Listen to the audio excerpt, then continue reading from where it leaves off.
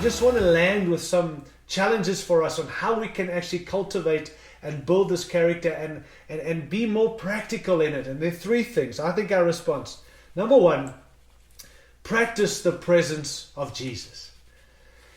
Not just have moments with Him, practice the presence of Jesus. In other words, that in everything we say, in everything that we do, in all that the decisions we're making, the connecting with people, the preaching, the appointments, whatever we do, practice the presence of Jesus. That Jesus is with us in the decision making, that He's there in those moments, and we want to recognize that, know that Jesus is with us. So practice the presence of Him being there. I believe we need to abide in Christ. Honestly, friends, not just reference Him, abide in Him. The Bible's very clear. John 15.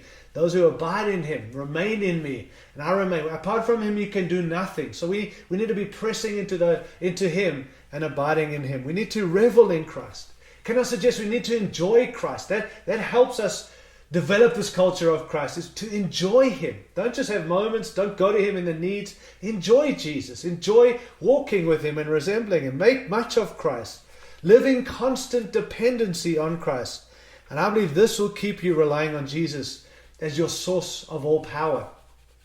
I was recently asked, because going through some of the stuff we're all going through with this kind of lockdown and the new seasons and all that. And someone asked me, so what is the lessons you've learned? You're big on this thing of, well, we do stuff for the Lord and why we do what we do and all those things. And I realized, I said to that guy in a response, one of the lessons I learned is not only we do it for Him, not only we do it because of what He's done for us. Those are good enough reasons. But what's really inspired me in the season is we don't get it to do it just for Him. We get to do it with Him. Honestly, guys, we don't do this alone. We get to enjoy Jesus. I get to do what I'm doing with Him. And I think that's needed and necessary. Isaiah chapter 9, verse 6 and 7, which is a well-worn text that we use, unfortunately, only on Christmas, the birth of Jesus and the prophesying of Him coming. But there's some profound things that show us that there's a daily need for Jesus, and He's involved in all areas. And it says this in Isaiah chapter 9, verse 6, "For to us a child is born, to us a son is given, and the government will be on His shoulders, and He will be called Wonderful." He will be called Wonderful. And I believe that helps us in the dullness of our lives. That He's wonderful. And when you're connecting to this wonderful Jesus, He helps us in the dullness of the things we're involved in. He will be called Counselor. Meaning He helps us in the decisions we are called to make in life and in leadership and in ministry.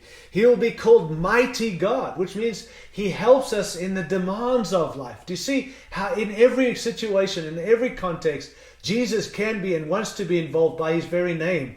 Wonderful, Counselor, Mighty God. And then it says Everlasting Father.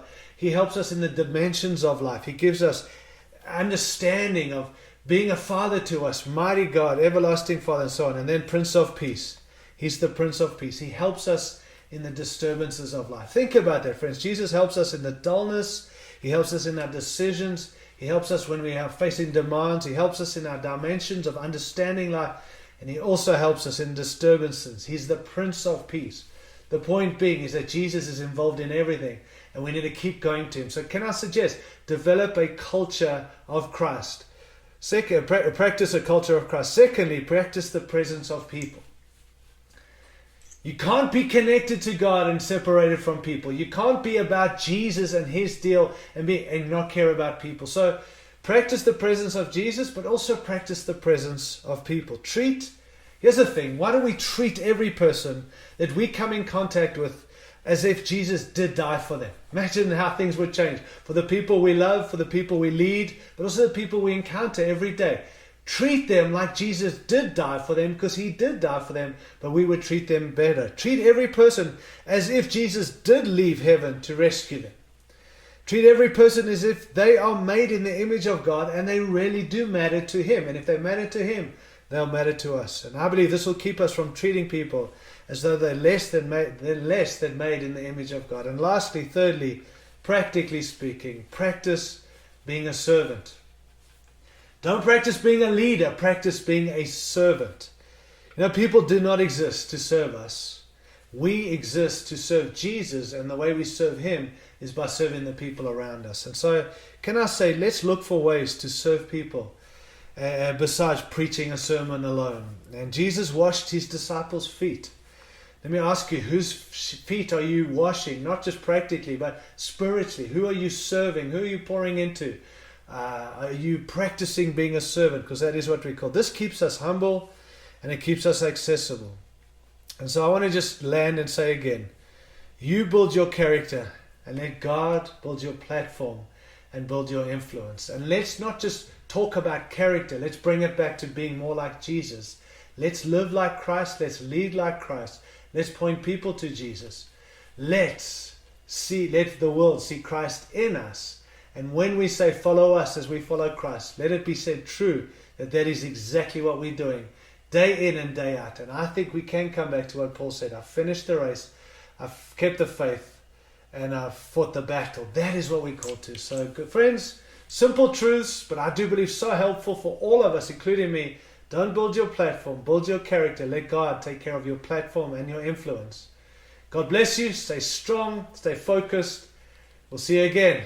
Thanks for watching.